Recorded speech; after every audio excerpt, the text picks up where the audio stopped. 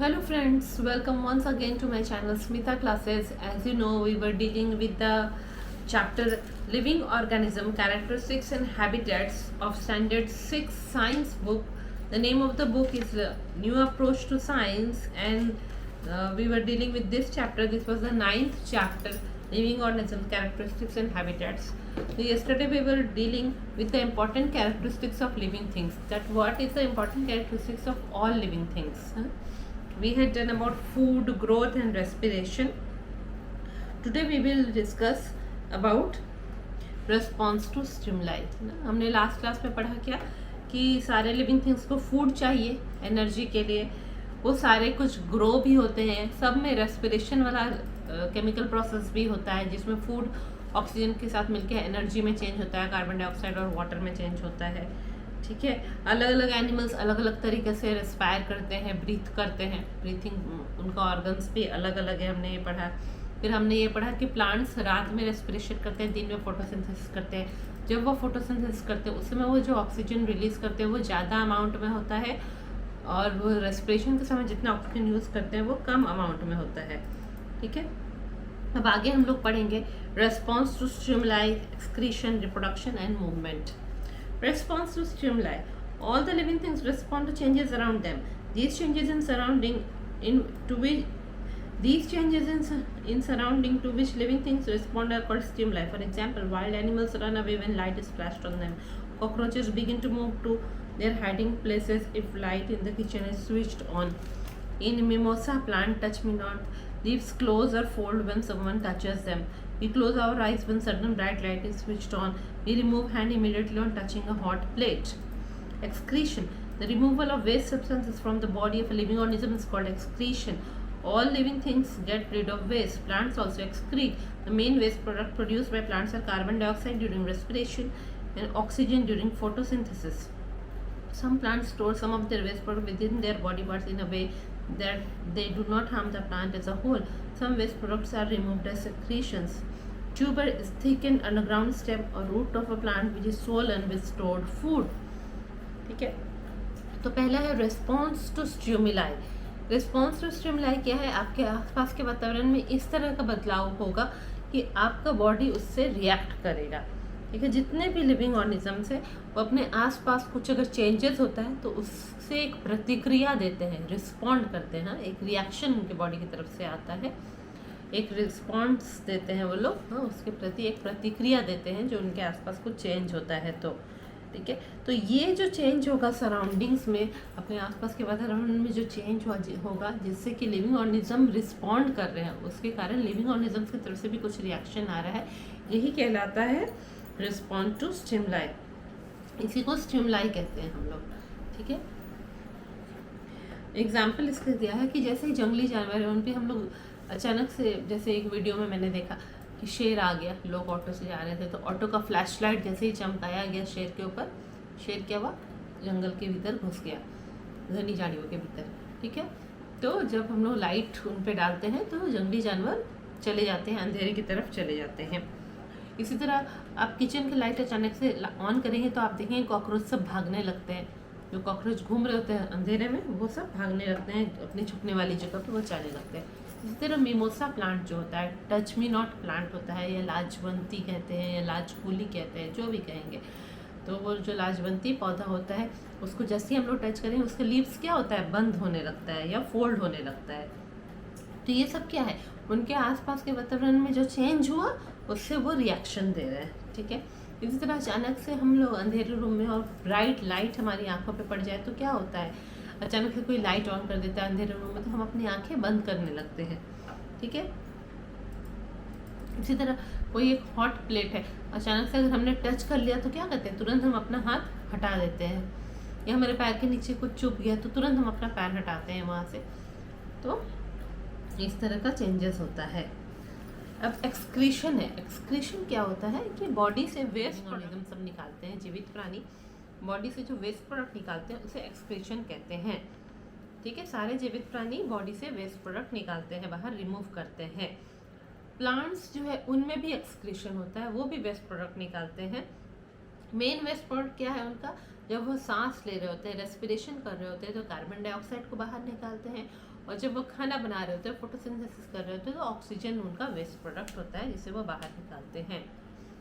कुछ कुछ प्लांट्स जो है वो अपने वेस्ट प्रोडक्ट को अपने बॉडी के भीतर ही रखे रहते हैं, कुछ इस तरीके से कि उनके बॉडी को, पूरे प्लांट के बॉडी को कुछ नुकसान ना पहुंचे। ठीक है। कुछ कुछ वेस्ट प्रोडक्ट जो है सेक्रेशंस के रूप में प्लांट से निकलता है। आप देखेंगे कोई कोई बड़े बड़े जो वृक्ष होते हैं तो उनमें से एक रेजिन जैसा, गम जैसा सब्सटेंस कभी कभी निकलता रहता है बाहर। ठीक है।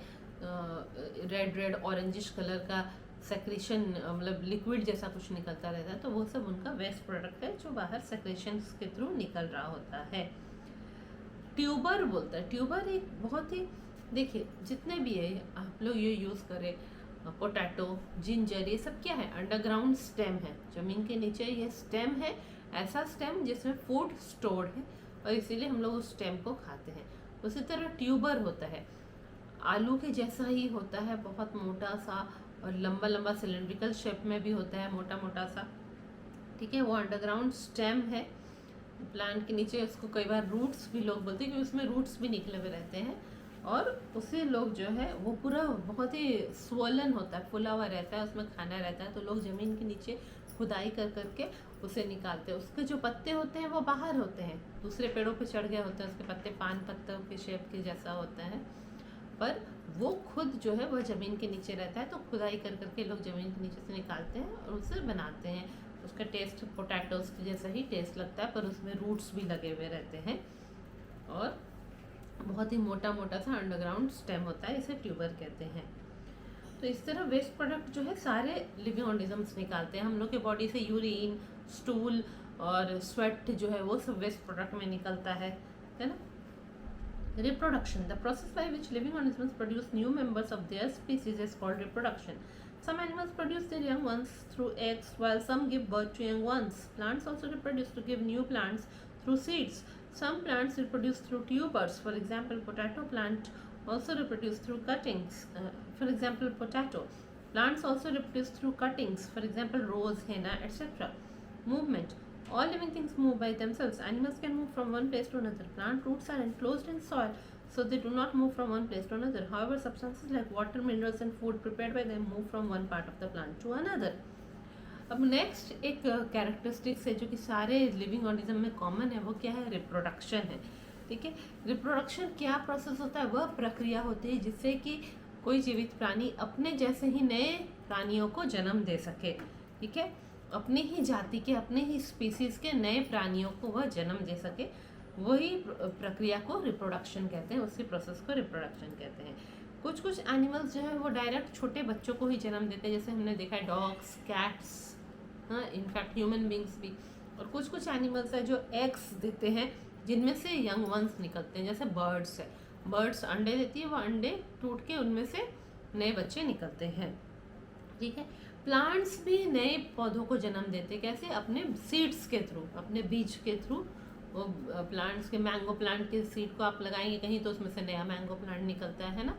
तो सीड्स के थ्रू प्लांट्स अपने जैसे नए नए पौधों को जन्म देते हैं। कुछ कुछ प्लांट्स जो ट्यूबर्स के थ्रू भी रिप्रोड्यूस करते हैं, जैसे मैंने आपको बताया ट्यूबर क्या होता है, मैंने आपको बताया ना, पोटैटो जैसा मोटा मोटा जमीन के नीचे रहता है, अंडरग्राउंड स्टेम रहता है, इसमें रूट्स भी लगे रहते हैं। तो अगर उसके एक कटिंग को काट के अगर हम जमीन के नीचे मिट्टी के भीतर डाल देंगे तो उसमें से वो जो ट्यूबर का जो रूट साइड से थोड़ा थोड़ा निकला रहता है, उसी से नए नए पौधे भी जन्म होते हैं। आलू को भी लोग ऐसे लगाते हैं ना, पोटैटो को भी एक पीस उसका काट कर जमीन के नीचे लगा देते हैं, जहाँ पोटैटो का बर्ड्स होता है, तो वहाँ से नए पौधे निकलते हैं। तो पोटैटो जैसे प्लांट जो है वो ट्यूबर्स की मदद से, उसे ही ट्यूबर्स कहते हैं, उसकी मदद से वह जन्म होता है। आपने देखा होगा ना, कई बार बहुत दिन पोटैटो ला के रख देंगे तो उसमें छोटे छोटे मोटे मोटे कुछ कुछ होने लगते हैं, बर्ड्स जैसा, फिर उसमें से पत्ते भी निकलने लगते हैं, है ना, पौधे निकलने लगते हैं। तो उसी कटिंग को ज़मीन के नीचे लगा दिया जाता है। प्लांट्स जो है कटिंग्स के थ्रू भी प्लांट्स नए पौधे जन्म लेते हैं। जैसे कि रोज़ का एक डाल है, उसे काट कर आप लगा देंगे दूसरी जगह तो क्या होगा, नया पौधा जन्म लेता है, उसमें से नए पत्ते निकलने लगते हैं। इसी तरह हीना जो है, मेहंदी का पौधा, मेहंदी के भी पौधे की एक डाल को आप काट कर लगा देंगे तो नया पौधा जन्म लेता है। मूवमेंट, सारे जो जानवर हैं वो खुद ही इधर से उधर मूव करते हैं। जितने भी जीवित प्राणी हैं वो इधर से उधर खुद घूमना फिरना करते हैं। जानवर जो है वो एक जगह से दूसरी जगह जाते हैं, ह्यूमन बींग्स भी जाते हैं, पर प्लांट्स की जो जड़ें होती है, रूट्स होती है, वो मिट्टी में पूरी दबी हुई रहती हैं, इसीलिए प्लांट्स जो है एक जगह से दूसरी जगह मूव नहीं कर पाते हैं। जब फिर भी प्लांट्स में जब खाना बन रहा होता है वो ज़मीन के नीचे से रूट्स वाटर और मिनरल्स को एब्जॉर्ब करता है, वह फिर स्टेम के थ्रू प्लांट्स के दूसरे दूसरे पार्ट में जाता है। इसी तरह प्रिपेयर्ड फूड भी लीव्स के थ्रू फिर स्टेम के थ्रू प्लांट्स के दूसरे दूसरे पार्ट में जाता है, यानी मूवमेंट प्लांट्स के भीतर भी हो रहा होता है। ठीक है। Adaptation of plants in moderate environment. A moderate environment is that where it is neither too dry nor too wet. The soil here is fertile. Such plants are known as mesophytes. Commonly grown mesophytes are crop plants, garden plants, and forest plants. Examples are mango tree, guava, neem, laburnum, banyan, etc. In these plants and trees, the leaves, stems, and roots perform their normal functions.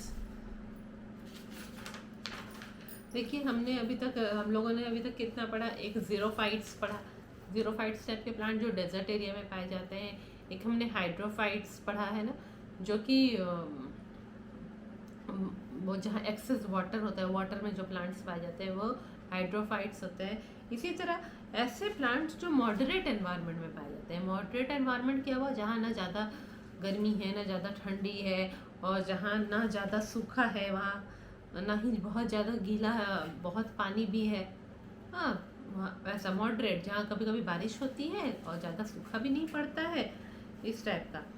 और वहाँ की जो है मिट्टी भी क्या होती है, फर्टाइल होती है। मॉडरेट एनवायरनमेंट जहाँ होता है, neither too dry not too wet and the soil is also fertile, वहाँ पे जो प्लांट्स उगते हैं उन्हें मेसोफाइट्स कहते हैं। ठीक है। कॉमन एग्जाम्पल क्या है मेसोफाइट्स का, क्रॉप प्लांट्स, जितने भी फसलें उगाते हैं हम लोग, दाल चावल, दाल तो नहीं कहना चाहिए, चावल और गेहूँ जो हम लोग उगाते हैं, व्हीट एंड राइस, और मेज़, बार्ले। ठीक है। तो ये सब क्रॉप का प्लांट्स है, जो फसल है वो सब मेसोफाइट होता है। गार्डन में जितना प्लांट्स लगाते हैं हम लोग, फ्लावर्स, वो सब मेसोफाइट होता है। फॉरेस्ट प्लांट, जंगल के जो पौधे होते हैं वो भी मेसोफाइट्स होते हैं। जैसे कि मैंगो ट्री है ना, आम का पेड़ हो, गुआवा ट्री, अमरूद का पेड़ हो, नीम तो आप लोग जानते हैं, नीम का पेड़ हो, बानियान, बरगद का पेड़ हो, या लैबरनम एक है जिसमें पीले पीले जैसे फूल दिखाई दे रहे हैं, तो लैबरनम का पेड़ हो। ये सब में क्या होता है, ये सब मेसोफाइट्स की कैटेगरी में आता है, और वहाँ पे जो है ये मॉडरेट एनवायरनमेंट में ये होते हैं। ये सारे प्लांट्स में जो है उनका लीव्स हो, उनके पत्ते हो, उनकी टहनियाँ हैं, स्टेम है, उनके जड़ें हैं, रूट्स है, ये सब नॉर्मल फंक्शन ही करते हैं, उनमें कुछ चेंजेस ज़्यादा होता नहीं है, तो इसमें ज़्यादा एडॉप्टेशन पाया नहीं जाता है। वो नॉर्मल फंक्शन अपना जैसे जो करना है वह करते हैं। तो बच्चों ये चैप्टर आपका कंप्लीट हो गया है। ये जो 9th चैप्टर था, living organism, characteristics and habitats, आज हमने उसका पार्ट 3 किया, और पार्ट 3 करते ही ये चैप्टर कंप्लीट हो गया है। जल्दी हम नए वीडियो में मिलेंगे नए चैप्टर के साथ। तब तक मेरे वीडियोस को देखते रहिए और फ्रेंड्स के साथ भी शेयर करें और सब्सक्राइब करें। Thank you.